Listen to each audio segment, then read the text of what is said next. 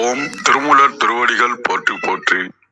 திருமந்திரம் 5ஆம் தந்திரம் 1566வது மந்திரம் நாம் சிந்திக்க உள்ளோம். ஆய்ந்து உணர்வார்கள் ஆன சாத்திரம் பல, ஆய்ந்து உணராவகை நின்ற அறநெறி, ஆய்ந்து உணர்வார் அரண் கோடி கை தொழுது ஏய்ந்து உணரச் செய்வது ஓர் இன்பம் ஆமே. நிறைய படிக்கலாம், பல சாஸ்திரங்கள் எல்லாம் படிக்கலாம், எல்லாம் தெரிஞ்சாலும் அகவைப்பாட்டின் மூலமாக நாம் இறைவனை அடைய வேண்டும் அப்படின்றதுதான் அந்த பாடலுடைய மைய கருத்து.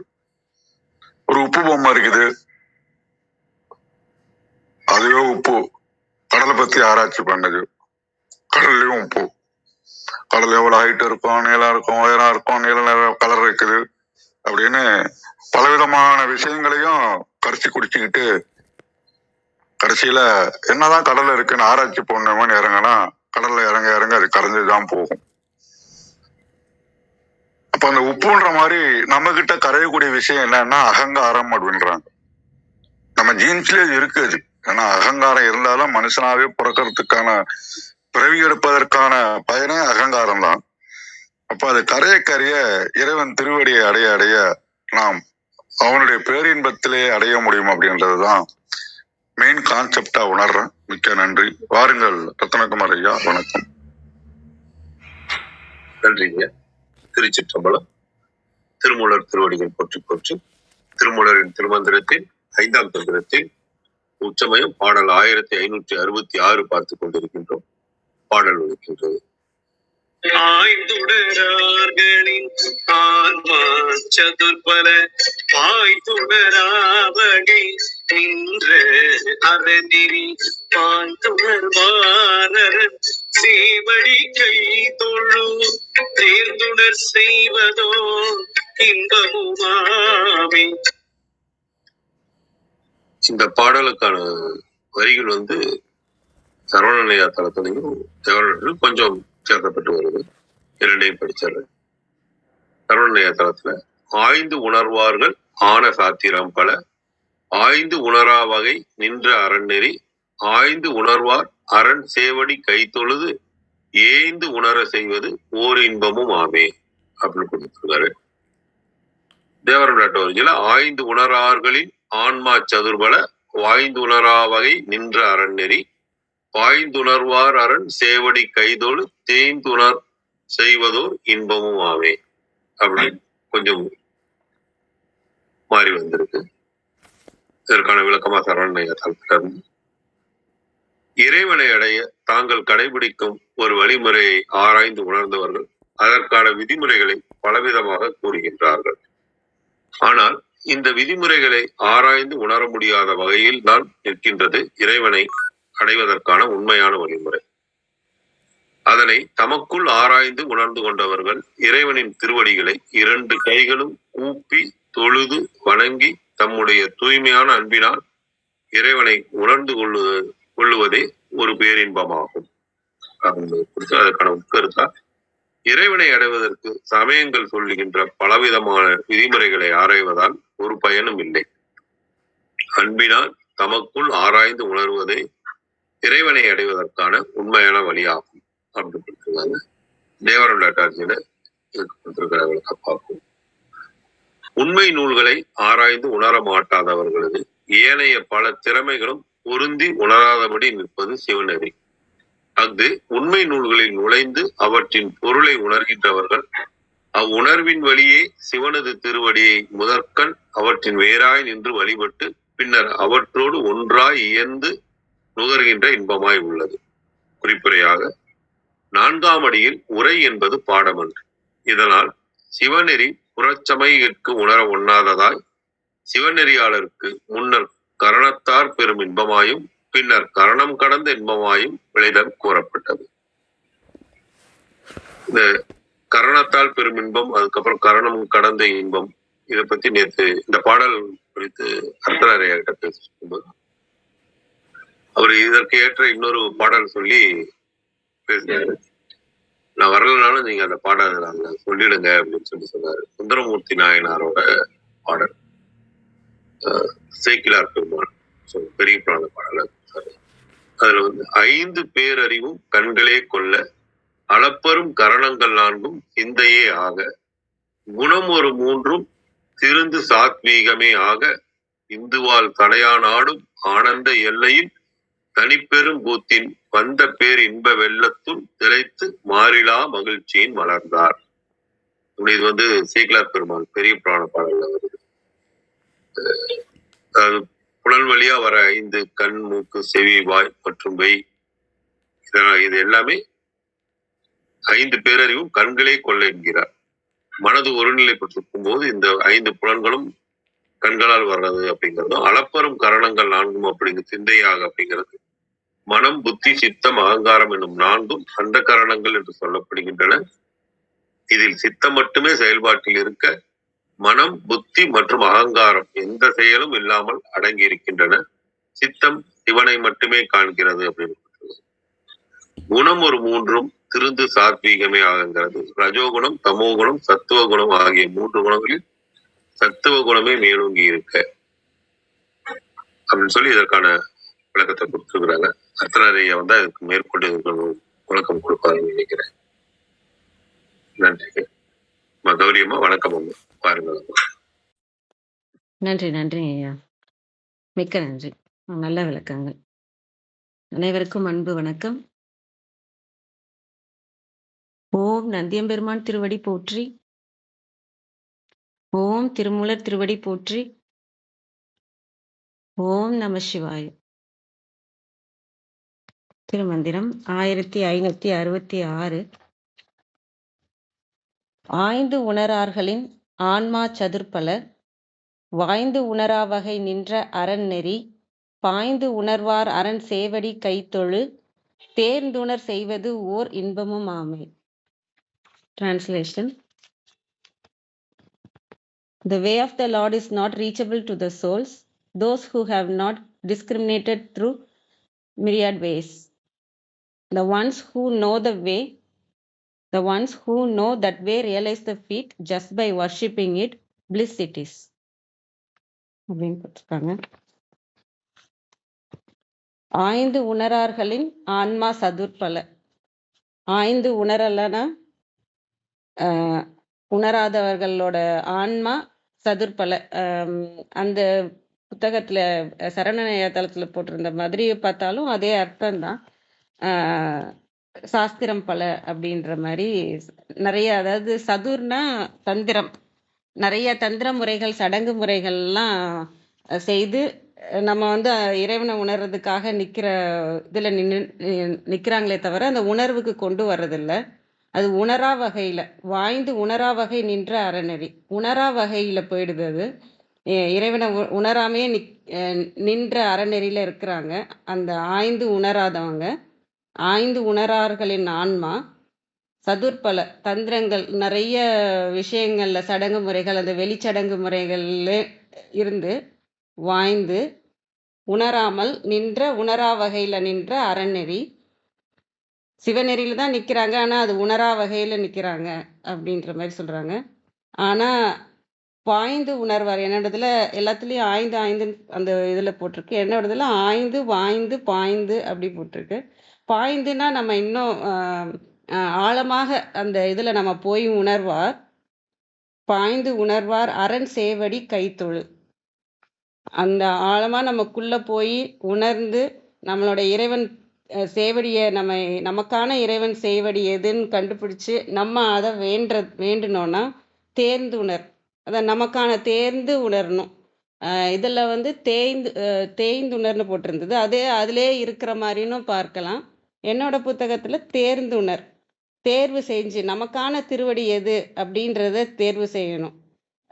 நமக்கு நம்மளோட மனதின் இயல்பு படி எந்த திருவடியை நம்ம பற்றி கொண்டா, நமக்கு எல்லாருக்கும் ஒரே திருவடி தான், ஒரே திருவடியை தான் நான் ஒரு திருவடியை பிடிக்கிறேன்னா அதே திருவடியை தான் நீங்களும் பிடிக்கிறீங்க.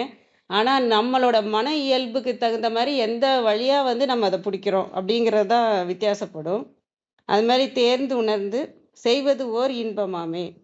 அந்த ஓர் இன்பம் அப்படின்னா அந்த தெளிவு, தெளிவான இன்பம்னா, அந்த உண்மையான இன்பம் வந்து நமக்கு கிடைக்கும். அதாவது நிலையானது, இறைவனோட இன்பம், பிளிஸ் அப்படிங்கிறாங்க இல்லையா? அந்த இடத்துக்கு நம்ம போக முடியும். இந்த உணர்ந்து இறைவன் அடிய நம்ம பிடிக்கும்போது அப்படிங்கிறது. அ ஏன்னா, அ யாரும் வரல இல்லையா? வந்தா சொல்லுங்க. நம்ம இத வந்து கொஞ்சம் டீட்டெயிலா நம்ம ஒண்ணா பார்க்கலாம். அ எப்படி சொல்றாங்கன்னா, அ நமக்கு நம்ம இங்க இருக்கிறதே வந்து மனத வைத்து தான் இல்லையா? நம்ம மனத வைத்து தான் எல்லாருமே நடந்துட்டுருக்கோம். அது நல்லது சொல்லுச்சுன்னா நல்லது. இப்ப நான் நல்லா இருக்கேன்னு சொல்லுச்சுன்னா, நான் நல்லா இருக்கேன்னு நெனச்சுப்பேன். இல்ல நீ கஷ்டப்படுறேன்னு அது சொல்லுச்சுன்னா, நான் கஷ்டப்படுறேன்னு நான் நெனச்சுப்பேன். எந்த ஒரு பிரச்சனையா இருந்தாலும், மனம் வந்து இதெல்லாம் ஒரு மேட்டர் இல்லன்னு சொல்லுச்சுன்னா, அது ஒண்ணும் இல்லன்னு எடுத்துப்போம். இல்ல இதுதான் இருக்கிறதுலே கஷ்டம் அப்படின்னு சொல்லுச்சுன்னா, அதுதான் நம்ம எடுத்துப்போம். மனம் சொல்றது தான். இப்ப நம்மள திருமந்திரம் படிக்க சொல்றதும் நம்ம மனசு தான். அது நல்லது சொல்றப்ப, நம்ம நேரம் நல்லா இருந்தது, நம்ம விதி நல்லா இருக்கு, நம்ம வந்து எந்த கிரகத்தோட ஆட்சியில நம்ம இருக்கோம், அப்படிங்கிறத பொறுத்து நமக்கு நல்லதும், கெட்டதும் அது பேசிக்கிட்டே தான் இருக்கும். அது உடம்புக்கும், மனசுக்கும் மட்டும் தான் நம்ம விதி செயல்படும். நம்மளோட அ உள்ள இருக்க நம்ம இறைவனுக்கு அது டச் பண்ண முடியாது. அதனால தான் இந்த விதியில மாட்டிட்டு இருக்க இந்த மனதையும், உடலையும் விட்டுட்டு நம்ம போய் இறைவன பற்றிக் கொள்ளணும்னு நெனைக்கிறோம். அந்த விதியில மாட்டிட்டு இருக்கிற மனசு, இப்ப நம்ம திருமந்திரம் படிக்கிறோம், ஒரு நல்ல விஷயம், நல்ல பாதையை நோக்கி போறோம்னாலே, நமக்கு ஏதோ ஒரு நல்ல நேரம் நடந்துட்டு இருக்கு. மனது நல்லத சொல்லுது. நம்மளும் அத கேட்க வைக்கிற அளவுக்கு நம்ம நல்ல நிலையில இருக்கோம். நம்ம அ இதே இது இல்ல இதே வேண்டாம், நம்ம இறந்துரணும்னு என் மனசு திரும்ப திரும்ப சொல்லுச்சுன்னா, நான் அத நோக்கி போயிட்டுருப்பேன். அப்ப என்னோட கிரக நிலை சரியில்ல. அதுக்கு தகுந்த மாரி தான் பேசும். மனமே என்னன்னா, விதியின் பிடியில தான் இருக்கு. இந்த மனமும், உடலுமே வந்து விதியின் பிடியில தான் இருக்கு. அதுபடி நம்ம சொல்றது வந்து நாம மனதின் பிடியில இருக்கோம். இப்படி எல்லாத்துக்கும் ஒவ்வொன்னுத்துக்கும் நம்ம அடிமையாக தான் இருக்கோம். மனம் வந்து விதிக்கு அடிமையா இருக்கு. நாம வந்து மனதுக்கு அடிமையா இருக்கோம். இது எல்லாத்தையும் போக்கணும்னா, அ இறைவன் ஒருத்தர் தான் நம்ம இதிலருந்து காப்பாத்த முடியும். அதுதான் நம்ம நடராஜர் சொல்றோம். அவரால மட்டும் தான் அந்த மனத ஒரு ஒரு காலடியில அப்படியே கண்ட்ரோல் பண்ண முடியும். நம்ம இறைவன பற்றிக் கொண்டா மட்டும் தான், நாம அடிமையா இருக்கிற அந்த இத வந்து அவர் காலடியில போட முடியும். அந்த திருவடிய வந்து ஒவ்வொருத்தரும் எப்படி பார்த்தா, அவங்கவங்க மனதிற்கு ஏற்ப அந்த மனத கண்ட்ரோல் பண்ணி நம்ம வந்து கண்ட்ரோல் பண்ண முடியாது. அதுலேருந்து நம்ம வெளியில தான் வர முடியும். அதுக்கு நம்ம என்ன பண்றதுன்னா, பக்தி மார்க்கம்னு நம்ம போனோம்னா, இறைவன் வந்து வெளியில தான் இருக்கிறாருன்னு நம்ம நெனைக்கிறோம் இல்லையா? வெளியில தான் இருக்கிறாருன்னு அந்த நம்பிக்கையிலே அ இப்போ ஆஞ்சநேயர்ட்ட போனோம்னா, இப்ப எனக்கு என்ன பிரச்சனை? என் மனதில இந்த பிரச்சனை தான் இருக்கு அப்படிங்கிறப்ப, எனக்கு தைரியம் தான் வேணும்னா, நான் அவர்ட்ட கேட்டு அந்த நம்பிக்கையிலயும், அவங்களோட அருள்லயும் அது சரியாகும். மனது அமைதியாயி நல்ல நிலையில இருந்தா தான் நம்மளால இறைவனையுமே பிடிக்க முடியும். இப்ப நம்ம இறைவன பத்தி பேசுறோம்னாலே, மனது வந்து அத நோக்கி இருக்கு, நல்ல நிலையில இருக்கு, நல்ல கிரக நிலைகள் நல்லா இருக்கு அப்படிங்கிறதுனால தான் இத பத்தியே நம்ம இதுலருந்து வெ அ மீண்டு வரணும்னு பேசுறோம் இல்லையா? அதுக்கு மனம் அமைதி ஃபர்ஸ்ட்டு முக்கியம். அப்ப நம்மட்ட இருக்கிற பிரச்சனை என்ன? பயமா? கோவமா? என்ன ஏதுன்னு நம்ம அத ஆராய்ஞ்சு பார்த்தோம்னாலே, எது வந்து நமக்கு பிரச்சனையா இருக்கு, ரொம்ப கஷ்டத்துல இருக்கோ, நம்ம வந்து இறைவன்ட்ட கேட்டு, நம்ம எந்த இறைவனத்த கேட்டா உங்களுக்கு எந்த இறைவனோட கனெக்ட் ஆக முடியுதோ, எந்த மாரியான சடங்கு முறைகள் செஞ்சா உங்க மனம் அமைதி பெறுதோ, அந்த மாரியான சடங்கு முறைகள் அந்த இதெல்லாம் செய்யலாம். இப்போ ஒரு பூஜை பண்றது, யாகம் பண்றது, அ வீ வீட்ல நம்ம செய்ற பூஜைகள் ஆகட்டும், எதுனாலுமே சரி, மனம் ஒன்றி நம்ம வந்து அந்த இத செய்யும்போது, நம்ம அதுலேருந்து மீள முடியும். அந்த அருள் கண்டிப்பா கிடைக்கும். ஆனா என்ன நடக்கும் நமக்குள்ளனா, அந்த மனம் அமைதியாயி இறைவன் பக்கம் திரும்புவோம். மனம் வந்து சுத்தமாகும். இதுதான் அங்க நடக்குது. அதே மாரி கிரியைக்கு வந்தீங்கனாலும், மந்திரம் சொல்றத எடுத்துக்கலாம். மந்திரம் சொல்றத எடுத் எ அ அது மூலமா நான் மனத அமைதிப்படுத்துறேன் அப்டின்னாலும், ஒரே இதுல நம்ம வந்து மனம் வந்து நமக்குள்ள பேசிக்கிட்டே இருக்கு இல்லையா? அதுபடியே அதுல வந்து அந்த அந்த மந்திரத்துக்கான வைப்ரேஷன் ஃப்ரீக்வன்சிலாம் அதெல்லாமும் இருக்கு. சாதாரணமா நீங்க எடுத்துக்கிட்டீங்கனாலும் மந்திரம் வந்து ஒரே விஷயத்த திரும்ப திரும்ப நம்ம பேசிக்கிட்டே இருக்கிறோம். ஒரே விஷயத்த திரும்ப திரும்ப இதுதான் இதுதான்னு சொல்லிட்டே இருக்கு. இப்ப நான் ஓம் நம சிவாய, ஓம் நம சிவாய சொல்லிக்கிட்டே இருக்கிறேன்னா, மனது பேசுறத நான் நிறுத்திட்டு, இதையே நான் திரும்ப திரும்ப சொல்லிட்டு இருக்கப்ப, மனது இத பத்தி யோசிக்க ஒண்ணும் இல்லையே! ஒரே விஷயத்த தானே நம்ம திரும்ப திரும்ப சொல்றோம்னா, அதிலயே நம்ம மனது வந்து அமைதியாகும். வேற எதையும் சொல்றதுக்கு இல்ல. நான் வேற வேற பேசிட்டே இருந்தேன்னா, ஆமா இது என்ன? அது என்னன்னு கேட்டுக்கிட்டே இருக்கும். ஆனா ஒரே விஷயத்த நான் திரும்ப திரும்ப திரும்ப சொல்லும்போது, அந்த மனத ஒரே விஷயத்துல போய் நான் நிறுத்துறேன். அந்த இடமும் இருக்கும். அந்த ஒவ்வொரு அம் எழுத்துக்கான அதிர்வுக்கும் நமக்கு மனது வந்து தூய்மை தூய்மை அடையும். அப்ப நம்மளால இறைவன் பக்கமும் திரும்ப முடியும். அதே மாரி யோகம் ஆனா இது எல்லாமே யாருன்னு பார்த்தீங்கன்னா, நந்தி தேவர் தான். இது எ எ நீங்க பக்தி மார்க்கத்துல இருந்தாலும் சரி, எல்லாத்துலயுமே ஏன் நந்தி தேவர்னா, நந்தி தேவரால தான் இறைவன நோக்கி திரும்பவே முடியும். அது நம்ம கோயிலுக்கு நீங்க போகணும்னு இறைவன நோக்கணும் அப்டின்னாலும், அந்த நந்தி தேவர் தான் வருவாரு. மந்திரத்துல நீங்க உங்க மனத நிலைநிறுத்தணும் அப்டின்னாலும், உங்க கவனத்த வந்து அந்த இதுல நிலைநிறுத்தணும்னாலும் நந்தி தேவர் தான். யோகமா இருந்தாலும் சரி, மூச்சு பயிற்சியா இருந்தாலும் சரி, பிராணாயாமா எல்லாமே வந்து உங்க மனத சரி செய்து இறைவன் பக்கம் திரும்புறது தான். அதுலயும் சரி, யோகத்திலயும் சரி இந்த இதுதான். ஞானம்னு பார்த்தாலும் சரி, அந்த மனதுல கவனமே இல்லாம, மனத ஃப்ரீயா விட்டுட்டு, நமக்குள்ள இருக்கிற இறைவன் பக்கம் அதுதான் அவேர்னஸ்ன்னு நம்ம சொல்றோம். விழிப்புணர்வுனால மட்டும் தான் மனதிலருந்து வெளில வர முடியும்.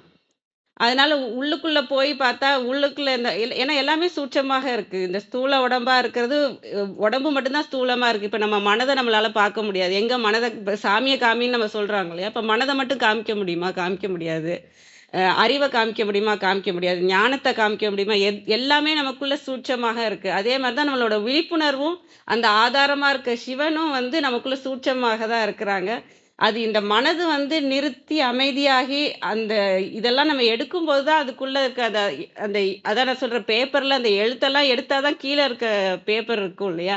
அதுமாரி எல்லாருக்குள்ளயும் இருக்கிற இறைவன் ஏன் தெரிய வரல அப்டின்னா, நம்ம அதுக்கு மேல நெறைய எழுதி வச்சிருக்கோம். மனம் பேசிக்கிட்டே இருக்கிறதுனால. அவங்கவங்க இயல்புக்கு தகுந்தபடி தேர்ந்துணர்ந்து செய்வது ஓர் இன்பமா. அந்த மாரி தேர்ந்து நமக்கானது எது? நம்ம எப்படி அந்த திருவடிய பற்றிக் கொள்ளணும்? அப்படின்னு யோசிச்சு மனத அமைதிப்படுத்தி, நம்ம இறைவன நம்ம பக்கம் திரும்புறது தான் உண்மையான இன்பம், தெளிவான இன்பமாக இருக்கும். அப்படிங்கிறது. அந்த மாரி தான் புரிஞ்சுக்கிறேன். நன்றி. வாங்க ராஜேந்திரன் ஐயா. வணக்கம் ஐயா. ஆமா, விந்தியாமா இருக்காங்கம்மா. அம்மா பிரணவம் ஐயா ஐயா ஐயா வந்துக்கிறாங்க. இந்தியாமா வந்துக்கிறாங்க. அவங்களாம் பேசுறாங்க. சந்தேகம். வாங்க விந்தியாம்மா. வணக்கம் அம்மா. அனைவருக்கும் வணக்கம். ஓம் சிவசக்தி போற்றி, ஓம் திருமூலரே போற்றி. 1566வது திருமந்திரம். பெரும் பேரின்பம் பரநடி பணிதல். திருமந்திரம். ஆய்ந்து உணரார்களின் ஆன்மா சதுர்பல வாய்ந்து உணராவகை நின்ற அறநெறி பாய்ந்துணர்வர் அரண் சேவடி கைத்தொழுது ஏர்ந்துணர் செய்வது ஓர் இன்பமும் ஆமே. ஆய்ந்து ஆராய்ந்து உணராதவர்கள் ஆன்மா சீவன்கள் சதுர்பல அறிவு பலவாகும். சிவநெறியே மேலான நன்னெறி என்பதை உய்த்து உணராத மக்களின் அறிவு நலம் பல வகைப்பட்டதாகும். அறநெறி உணர்ந்து அதன் வழி நடந்து ஒழுகுபவர் ஒரு வகையினர். சிவன் திருவடி பற்றி அவனை தொழுது துதி செய்பவர் மற்றொரு வகையினர். எப்படியானாலும் பரம்பொருள் சிந்தனையில் தோய்ந்து தொழுது நிற்பதும் ஒரு வகையில் பேரின்பமாகும். வாய்ந்து வாய்க்க பெற்று பாய்ந்து படிந்து ஏய்ந்துணர் செய்வது சிவஞானத்தில் பொருந்தி இருப்பது. கழக வெளியீட்டில் நெறிகளை ஆராய்ந்து உணரும் தன்மையில்லாதார் ஆகிய ஆவிகளின் திறமைப்பாடு பலவாகும். பாய்ந்துணர்ந்து அவ்வழியிலே நின்று நன்னெறியாகிய அறநெறியில் சென்று உணர்ந்து ஒழுகுவார் ஒரு வகையினர். அரண் திருவடியினை கைத்தொழுவர் மற்றொரு வகையினர். அங்கனம் ஏர்ந்து உணர்ந்து ஒழுகுவார் என்பதும் பெரும்பயன் திருவடி இன்பமேயாகும். பாய்ந்து உணரா வகை வாய்ந்து உணரும் வகை. ஏர்ந்து சிவஞானம் கைவரப் பெற்று உணர் செய்வது அனுபவிப்பது. அனைவருக்கும் நன்றி, வணக்கம். சிவசிவ. திருச்சிற்றம்பலம். மிக்க நன்றி. ராஜேந்திரன் ஐயா, நீங்க உங்க கருத்து சொல்லிடலாம். அப்புறம் ஐயா தொடர்ந்து ஓதுறதோட நிறுத்திப்பாங்க. ஏதாவது விளக்கம் இருந்தாலும் கொடுப்பாங்க. நன்றிங்க ஐயா. வாங்க ஐயா.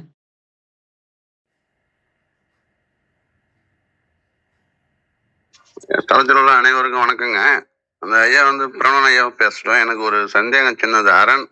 அறன்னா இங்க கடவுளை குறிப்பிடுதான்னு தெரிஞ்சுக்கணுங்க. அம்மா ஐயா வந்துட்டாங்க, அவங்க சொல்லிடுவாங்க. நன்றிங்க. வாங்க ஐயா. அர்த்தநாரி ஐயா வாங்க ஐயா. வணக்கம் ஐயா. அரன்றத பத்தி கேட்டிருக்காங்க ஐயா. மகேந்திரன் ஐயா வந்திருக்கிறாரு. சரி சரி.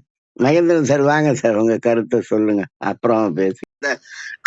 இந்த ரா வந்து இடையினமா வல்லினமா பாருங்க. அறநெறி அப்படின்னு இருக்கு ஐயா. இடையினம் ஐயா, சிவனை குறிக்கக்கூடியதுயா அரண். சரி. அறநெறி அப்படின்னா இது வந்து சிவனை குறிக்கக்கூடியது. அந்த அறம் அதுவா இருந்தா வல்லினரா இருக்கும். இந்த அரண்ங்கிறது சிவனை குறிக்கக்கூடியது. ஏன்னா இந்த அரண் அப்படின்னு போட்டீங்கன்னா பாதுகாப்புங்கிற ஒரு பொருளும் வரும். சிவம் தான் பாதுகாப்பு. அதனால அரண் அப்படிங்கிறது கடவுளை குறிக்குது. அரணுடைய நெறி அப்படின்னு அர்த்தம் அது. சரி. ஏன்னா அந்த ஐயம் தீர்ந்துச்சுன்னா அவர் இன்னும் கொஞ்சம் நல்லா கவனிப்பாரு மகேந்திரன் சார் சொல்றத. வாங்க மகேந்திரன் சார். நன்றி. வணக்கம் ஐயா. அனைவருக்கும் வணக்கம். ரொம்ப மகிழ்ச்சி ஐயா. நீங்க அப்படியே தொடருங்க ஐயா. அருமையா போயிட்டு இருக்கு. அதுக்கு பிறகு கூட நான் வந்து பகிர்றேங்க ஐயா. நீங்க அந்த நீங்க சொல்லிட்டீங்கன்னா ஓதி நிறைவு பண்ணிக்கலாம் சார். ஓதுதலோடு நிறைவு அடையும். அதுக்காக எப்பவும் ஐயா வந்து அர்த்தநாரி ஐயா வந்து இறுதியா ஓதி நிறைவு பண்றதுக்காக அவர் அப்படி மகிழ்ச்சி ஐயா. நல்லது நல்லது. அரண் சார்ந்த ஐயாவுக்கு விளங்கியிருக்கும் நிச்சயமா. நல்லது. நீண்ட ஒரு இடைவெளி ஆயிட்டுச்சு. உண்மையிலேயே பெருமாக மகிழ்வோடு இங்கு அக வழிபாடு பற்றி, அதன் மூலமாக இறைவனை அடைகின்ற வழிமுறையை சொல்கின்ற உட்சமயம் பற்றி பேச இருக்கிறோம். உட்சமயம் இந்த ஒரு வரிசை ரொம்ப அருமையா நமது அகசுத்தம், அகத்தின் மூலமாக நாம் ஊடாடுவது, அகத்தின் வழியாக இறை அகத்தை காண்பது, உணர்வது, அதில் ஆழ்வது, அதில் உயர்வது என்பது உட்சமயம் சொல்கின்ற ஒரு அற்புதமான ஒரு கருத்து. அதில் 5ஆம் தந்திரத்தில் 1566வது பாடல் சிறப்பான ஒரு தொடர் பொழிவு. உண்மையிலேயே நாம் ஒவ்வொருவரும் கொடுத்து வைத்தவர்கள், இதை கேட்கின்றவர்களும் கொடுத்து வைத்தவர்கள். அதே பாடலுக்கு போயிடலாம். ஆய்ந்து உணர்வார்கள் ஆன சாத்திரம் பல, ஆய்ந்து உணர்வார்கள் ஆன சாத்திரம் பல, ஆய்ந்துணராவகை நின்ற அரண் நெறி, ஆய்ந்துணர்வார் அரண் சேவடி கை தொழுது, ஆய்ந்துணர்வார் அரண் சேவடி கை தொழுது, ஏய்ந்துணர செய்வது ஓர் இன்பமும் ஆமே, ஏய்ந்துணர செய்வதோர் இன்பமும் ஆமே, இன்பமும் ஆமே.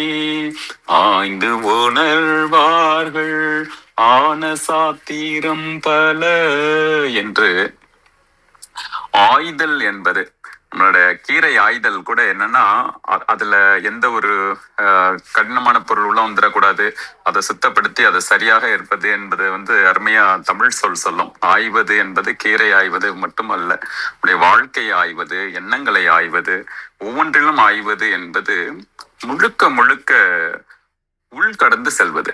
அதையே அடிக்கடி பார்ப்பது போல உள்கட உள்கட உள்கட என்று உள்கடந்து செல்ல செல்ல நம்ம அங்கு வந்து கடவுளை வந்து தரிசனம் செய்ய முடியும்.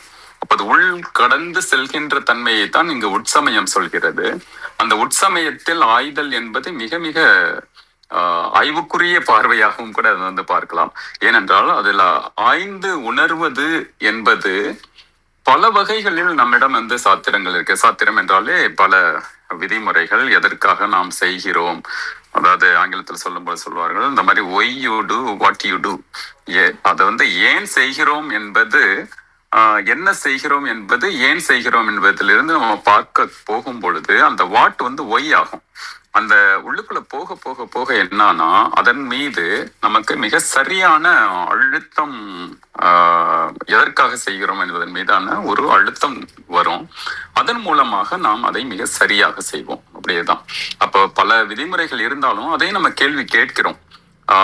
கேட்டு அதனுடைய உண்மையை உணர்ந்து கொள்ளும் பொழுது அது இன்னும் கூட சாத்தியப்படும். நம்மளோட இன்னும் ஆழ்ந்து அதன் மீதான முழு நம்பிக்கையோடு நாமும் செய்வோம், மற்றவர்களையும் செய்ய வைப்போம். அப்போது அதை எது செய்தாலும் அதனுடைய விதிமுறைகளை மிக சரியாக செய்ய வேண்டும். நம்ம எந்த ஒரு விளையாட்டாக இருந்தாலும் கூட அந்த விளையாட்டுக்கென்று ஒரு விதிமுறை உண்டு. அந்த விதிமுறைகளை தெரிந்து விளையாடினால் அந்த விளையாட்டில் மிக சரியாக நாம் வெற்றி பெறலாம். அந்த விதிமுறை சரியாக உணர்ந்து கொள்ளும் வரை அவர்கள் போராடி கொண்டே இருப்பார்கள். அதே போல்தான் நாம் எதற்காக செய்கிறோம் என்பதை தெரிந்து கொண்டு செய்ய வேண்டும் என்பது முதல் அடி சொல்வது. அடுத்து சொல்வது ஆய்ந்து உணரா வகை நின்ற அறநெறி. இது என்ன அப்படின்னா, எவ்வளவுதான் நமக்கு தெரிந்தாலும் அறியாமை புலப்படும், தெரியா பொருளை தேடிடும் கனவு என்பது போல இருக்கின்ற வாழ்க்கையில் நாம தெரிந்து கொள்ள இன்னும் தெரிந்து கொள்ளாது நிறைய இருக்கிறது. அது போல அதனால்தான் எல்லைகளுக்கு அப்பாற்பட்டு இருக்கின்ற இறை. அது இவ்வளவுதான் எல்லைன்னு நம்ம கட்டிட முடியாது. அதே போல இவ்வளவுதான் நம்ம தெரிஞ்சுக்கிட்டோம், இவ்வளவுதான் நம்ம ஆராய்ந்து கொண்டோம் என்பதுக்கெல்லாம் இல்லை, அதையும் தாண்டி போகும். அந்த அறிவியல் என்கின்ற ஒன்றே இன்று உண்மையாக இருந்தது நேற்று பொய்யாக இருந்திருக்கும். இன்று நாம் உண்மையாக இருப்பது நாளை பொய்யாக மறுபடியும் அந்த உண்மை இன்னும் அதனுடைய ஆழ்ந்த விரிந்த பரந்த உண்மை நம்மிடம் வெளிப்பட்டு கொண்டே இருக்கும். இப்படித்தான் இறைவனும் வெளிப்பட்டு கொண்டே இருப்பான். எதற்காக எப்படி அப்படின்னு நம்மளால இவ்வளவுதான் அப்படின்னு எல்லை கட்டி முடிக்க முடியாத அளவுக்கு அந்த எதற்காக நம்ம விதிமுறைகளை நம்ம தெரிந்து கொண்டு அவனை அடைகின்ற நிலையை போகிறோம்னாலும் அவனை அறிய இன்னும் அறிந்து கொள்ள எவ்வளவோ இருக்கிறதே என்று சொல்கின்ற அளவு ஆய்ந்து உணர வகையில் அதுக்கான நிலையையும் தாண்டி இருக்கின்ற உண்மை நெறிமுறையில் இருக்கின்றவன் தான் அந்த இறைவன் அரண் என்பது, அல்லது இறைவனை அடைவதற்கான அந்த ஒரு உயர் அந்த தொடர் நிலை என்று பார்க்கலாம். அப்போது அந்த ஆயுதலை வைத்தே பல வார்த்தை விளையாட்டு விளையாடுறாரு நம்மோட. அடுத்த மூன்றாவதில் சொல்லும் பொழுது அந்த ஆய்ந்து உணர்ந்தவர்கள் இருக்காங்கல்ல, அவர்கள் என்ன செய்வார்கள் என்றால் அரண் சேவடி கை தொழுது நிற்பார்கள். அப்போதான் அந்த ஒரு பணிவு வந்துவிடும். இவ்வளவு பெரிய உண்மையா பா அப்படின்னு நம்மளோட நினைக்க எப்படி ஒரு தாய் தந்தையரின் அன்பில் நம்ம அப்படியே நினைச்சு பார்த்தோன்னா இவங்க இதுக்காக தான் செஞ்சாங்களா, அப்படியா நம்ம அப்படியே மிதந்து போகிறோம் அல்லவா. அதே மாதிரி இறையை நம்ம பார்க்க ஒவ்வொன்றிலும், அதாவது நான் சொல்வது வெளி அழகிலும் வெளிப்புறத்தில் இருக்கின்ற இயற்கை மற்ற நம்மளுடைய ஐம்புலன்களால உணர்கின்ற தெரிகின்ற கேட்கின்ற இது எல்லாத்தையும் தாண்டி உணர அதனால்தான் உணர்தல் என்பது வேறு ஒரு சொல்லாக இங்கு வைக்கப்படுகிறது. தெரிதல் வேறு, தெளிதல் வேறு, உணர்தல் என்பது வேறு. அது நமக்குள்ள உள் உணர்ந்து வருவது என்பது அவனுடைய, அதாவது அத்தனை செல்கள்லையும் நம்மளால அதனுடைய புலகாங்கிதத்தை உணர முடியும். அதுதான் அப்போது அந்த ஒரு தூய அன்பின் மேன்மையை, அந்த இறையின் ஆற்றலை உணர என்ன ஆகும்னா, நாம அப்படியே பணிந்து சிறியவர்களாக, ரொம்ப சிறியவர்களாக ஆகிவிடும். அதனாலதான் ஆங்கிலத்துல சொல்லும் பொழுது ஐ ஆம் தட் ஐ ஆம் அப்படிம்பாங்க. அதாவது சின்ன ஐங்கிறது தனி மனித ஒரு ஈகோ.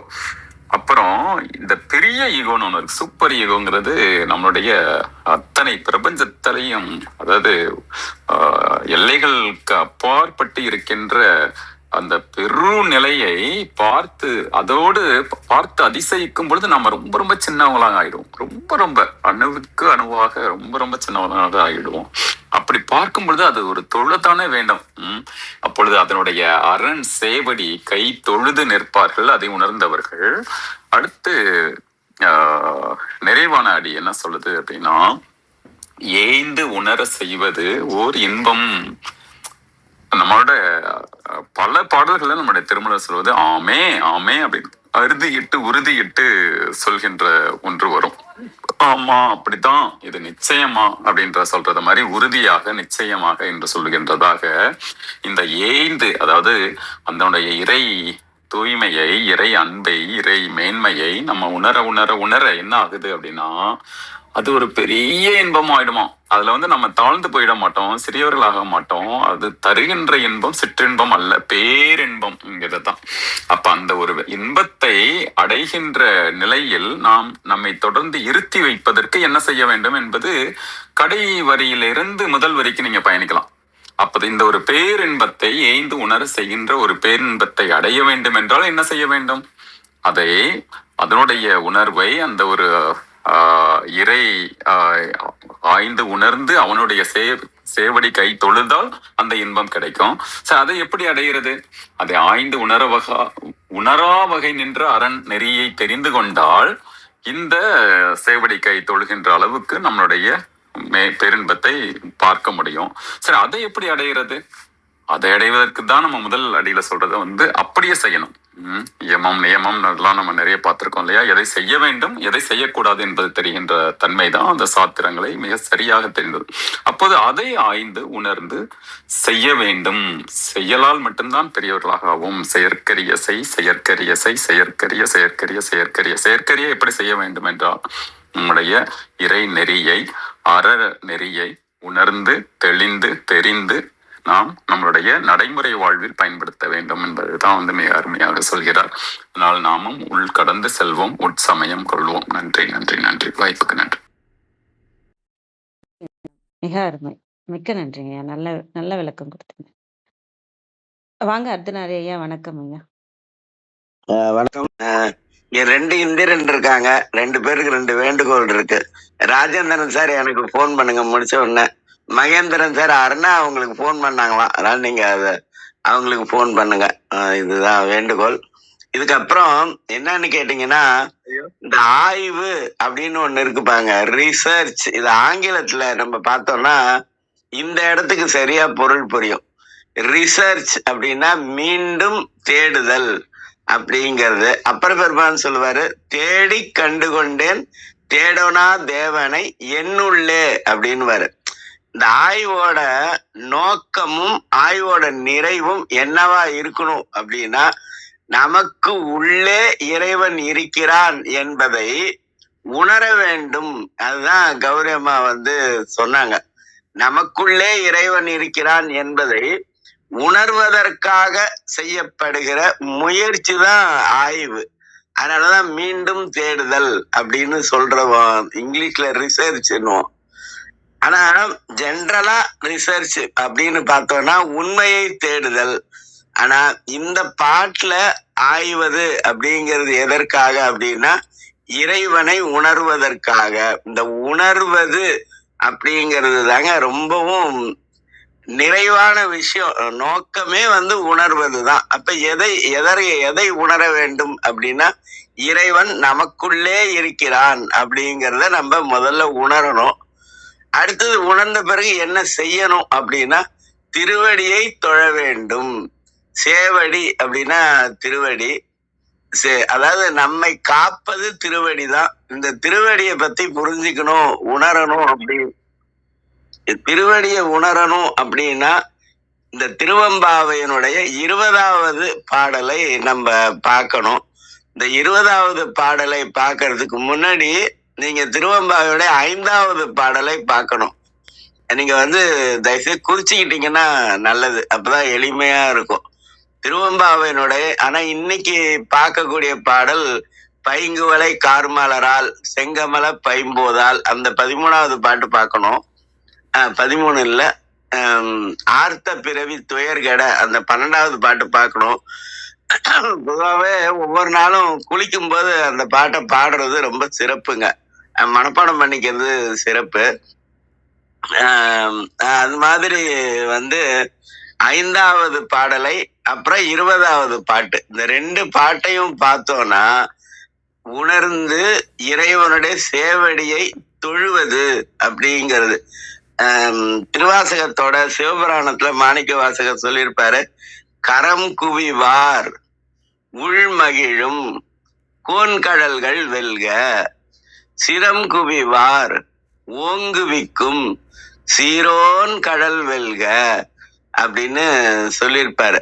அதனாலதான் அதுதான் இந்த சேவடியை தொழுது நிற்றல். இந்த நிற்றல் அப்படிங்கிறது என்ன அப்படின்னு சொன்னா, நாள்தோறும் செய்வது. அப்புறம் கௌரி அம்மா அந்த மந்திரத்தை சொல்றதுன்னாங்கல்ல, ஒரு விஷயத்த நாள்தோறும் சொன்னா அது சொல்லுதல் அப்படிங்கிற நிலையிலிருந்து ஓதுதல் அப்படிங்கிற நிலைக்கு உயர்ந்துரும். அதனாலதான் ஓதாமல் ஒரு நாளும் இருக்க வேண்டாம் அப்படின்னுவாங்க. திருக்குறள்லங்க பேதைமை அப்படின்னு ஒரு அதிகாரம் இருக்குங்க. அதை எடுத்து பாத்தீங்கன்னா ஓதி உணர்ந்தும் அப்புறம் பிறர்க்கு உரைத்தும் அப்படின்னு வரும். அதனால ஓதுவது அப்படிங்கிறதோட நோக்கமே என்ன அப்படின்னா உணர்வதற்காக தான் ஓதணும். உணர்ந்தாதான் ஓதுவதே பயன்படும்னு வச்சுக்கோங்களேன். அதாவது இப்ப திருக்குறள் நாள்தோறும் படிச்சோம்னா அதுக்கு பேரு ஓதுதல். ஆனா அது அதே நேரத்துல தினத்தந்தி எடுத்து படிச்சோம்னா அது ஓதுறது அப்படிங்கிற நிலையில அது வராது. எதை நாம் நாள்தோறும் செய்கிறோமோ அதுக்கு பேர் தான் ஓதுதல் அப்படிங்கிறது. அப்படி ஓதி உணர்ந்தும் அப்ப உணர்ந்ததை பிறர்க்கு உரைத்தும் பிறர்க்கு சொல்லும்போது இன்னும் நல்லா அதை நம்ம உணர்வோம் அப்படிங்கிறது. அதனால அந்த சேவடியை தொழுதால் அப்பதான் பேரின்பம் அப்படிங்கிறது வரும். இந்த பேரின்பம்ங்கிறது எப்ப வரும் அப்படின்னா இப்ப நம்ம நம்முடைய ஆன்மாவும் இறைவனும் வேறு வேறாக இருக்கிறது. அப்படி உணர்ந்து தொழும்போது ஆன்மாவும் இறைவனும் ஒன்றாகிவிடும். அந்த ஆன்மா இறைவனோடு ஒன்றாகும் போதுதான் சிற்றின்பம் பேரின்பமா மாறிடும். இதற்கு பெரிய புராணத்துல ஒரு பாட்டு இருக்கு. ரத்ன சார் இருக்கீங்களா சார்? இருக்குங்கய்யா.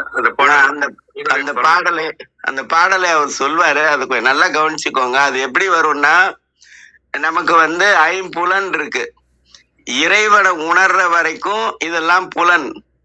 ஆனா இறைவனை உணரும் போது அது பேரறிவா மாறிடுங்க. அதுக்கப்புறம் அந்த கரணங்கள் இருக்கு, மனம் புத்தி சித்தம் அகங்காரம். இது நாளும் இறைவனை உணரும் போது அளப்பெரும் கரணங்களா மாறிடும். அதுக்கப்புறம் குணம் ஒரு 3 இருக்கு இல்லையா, ராட்சதம் தாமசம் சாத்வீகம். இந்த 3 சாத்வீகமா மாறிடும். அப்ப பேரறிவு ஒன்றாக மாறுகிறது. கரணங்கள் அந்த கரணங்கள் 4 ஒன்றாக மாறுகிறது. 3 குணங்களும் ஒன்றாகவே ஆகிறது.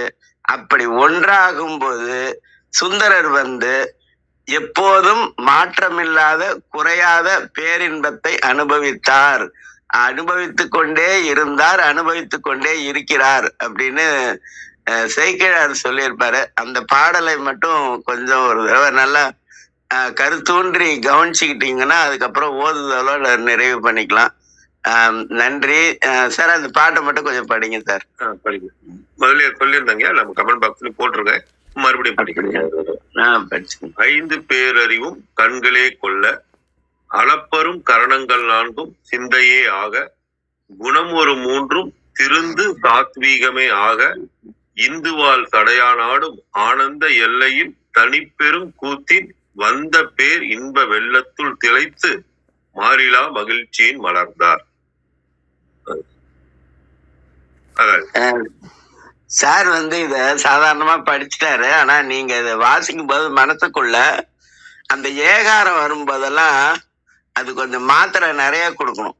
அந்த மாத்திரை நிறைய கொடுக்க நம்முடைய நோய் அப்படிங்கிறது போயிடும். அது 5 பேரறிவும் கண்களே கொள்ள, அளப்பரும் கரணங்கள் 4 சிந்தையே ஆக, குணம் ஒரு 3 திருந்து சாத்து விதமே ஆக. அந்த ஏகாரம் வர இடத்துல மட்டும் கொஞ்சம் நிறுத்தி இன்னும் கொஞ்சம் இழுத்து படிச்சோன்னா அது ரொம்ப சிறப்பா இருக்கும். அது மாதிரி படிக்கிறது நல்லது. அது மாதிரி படிங்க. எப்பயுமே ஓதுறது பாடுறது இந்த 2ஐயும் நிறுத்தவே கூடாதுங்க. அது என்ன செஞ்சாலும் இந்த 2ஐயும் செஞ்சுக்கிட்டே இருந்தோம்னா அப்ப அந்த உணர்ந்து நம்ம இறைவனோட ஒன்றாவது அப்படிங்கிறது எளிமையாயிடும். இந்த ஓதுவதும் பாடுவதும் எப்பவும் செஞ்சுக்கிட்டே இருந்தீங்கன்னா நீங்க என்ன சொல்றீங்களோ அது நடக்கும் கண்டிப்பா. அது அனுபவத்துலதான் தெரியும். இப்ப இன்னைக்கு நம்ம பாக்குறது திருவம்பாவையோட 5வது பாடல். அது இதுக்கு ரொம்ப பொருந்தும் அப்படிங்கிறதுனால 5வது பாடல் திருவம்பாவை மாணிக்க வாசகர் திருவாசகத்துல 7வது தலைப்பு. முடிஞ்சா எடுக்க முடிஞ்சா எடுத்துக்கோங்க. எனக்கு கொஞ்சம் சளி, ஆனா கொஞ்சம் இதுவாதான் இருக்கும். அதனாலதான் நான் எப்பவுமே பாடுறதுன்னு சொல்ல மாட்டேன், ஓதுறதுன்னு சொல்லிடுவேன். மாலரியா நான் முகனும் காணாமலையினை நாம் போலறிவோம் என்றுள்ள பொக்கங்களே பேசும். பொக்கம்னா பொய். மாலரியா நான் முகனும் காணாமலையினை நாம் போலறிவோம் என்றுள்ள பொக்கங்களே பேசும். ஞாலமே விண்ணே பிறவே அறிவறியான் கோலமும் நம்மை ஆட்கொண்டருளி கோதாட்டும். கோலமும் நம்மை கொண்டருளி கோதாட்டும். சீலமும் பாடி சிவனே சிவனே என்று சீலமும் பாடி சிவனே சிவனே என்று ஓலம் இடினும் உணராய் உணராய் கான். சீலமும் பாடி சிவனே சிவனே என்று ஓலம் இடினும் உணராய் உணராய் கான். ஏல குழலி பரிசேலோர் எம்பாவாய். ஏல குழலி பரிசேலோர் எம்பாவாய். ஆடும் பரிவேல் அணிசேவல் என பாடும் பணியே பணியாருள்வாய். வாழ்க சீர் அடியாரெல்லாம். சிவா, திருச்சிற்றம்பலம். நன்றி. மிக்க நன்றிங்க ஐயா. அற்புதமா இருந்தது. விளக்கங்களும் சரி. மிக்க நன்றிங்க ஐயா. அற்புதம். அதே மாதிரி ரத்னகுமார் ஐயா சொன்ன அந்த பாடலும் ரொம்ப ரொம்ப நல்லா இருந்தது. 5 புலன்கள், 4 கரணங்கள், 3 குணங்கள் அனைத்தையும் நம்ம இறைவன்கிட்ட நம்ம ஒப்படைக்கும் போது நம்ம அந்த ஆனந்த எல்லையில தான் இருப்போன்ற மாதிரி புரிஞ்சுக்கிட்டேன். அது ரொம்ப நல்லா இருந்தது. மிக்க நன்றி ரத்னகுமார் ஐயா, அர்த்தநாரி ஐயா. நன்றிங்க ஐயா. நிறைவு செஞ்சுக்கலாங்களா? வேற யாரும் எதுவும் சொல்லணுங்களா? அம்மா வணக்கம்மா. அம்மா வணக்கம். வணக்கம் ஐயா, சொல்லுங்க. நீங்க பேசுறது கேக்குது. ஐயா வந்து இப்ப இந்த பாடலுக்கும் அந்த வள்ளல் பெருமானார் வந்து ஒளி வடிவான வந்து இறைவன் இருக்கிறாங்கன்னு சொன்னதுக்கும் ஒத்து போற மாதிரி தெரியுதுங்க என்னுடைய பார்வையில. ஐயா நான் தனியா கேட்டுக்கிறேங்க. நன்றிங்க. சரி, இல்ல சார், நீங்க எப்ப ஒளியை உணர்றமோ அப்ப உணரும் போது ஒளியாகி ஒளியோடு ஒளி கலக்கும். ஒளியோடு ஒளிதான் சார் கலக்கும். நீரும் தான் கலக்கும், நெருப்பும் தான் கலக்கும். நீர் அப்படிங்கிறது அம்மா, நெருப்புங்கிறது அப்பா. அதனாலதான் எம்ஜிஆர் நீரும் நெருப்பும்னு ஒரு படம் எடுத்து நடிச்சாரு. நீரும் நெருப்பும் அப்படிங்கிறது, நீரா இருக்கிறது அன்பு, நெருப்பா இருக்கிறது அறிவு. அதுதான் ராஜேந்திரன் சார். நன்றி.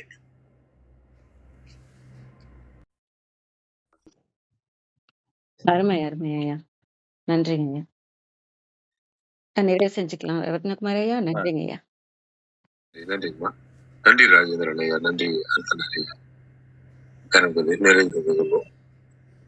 யான் பெற்ற இன்பம் பெருக இவ்வையகம் வான் பற்றி நின்ற மறைபொருள் சொல்லி நின்று காலை இழந்து கருத்தறிந்தோதினின் ஞான தலைவனை நல்லோர் என்றும் கூறிய திருமூலரின் கூற்றிற்கேற்ப வந்திருந்து கருத்துக்களை கூறி தெளிவுபடுத்திய சான்றோர்களுக்கும் செவி கொடுத்து சிறப்பித்த மெய்யன்பர்களுக்கும் மிக்க நன்றி. தளம் நிறைவடைகிறது. மீண்டும் நாளை காலை 6:30 மணிக்கு கேள்வி நாளம் ஆன்ம சுவாசங்களில் சந்திப்போம். 5, 4, 3, 2, 1.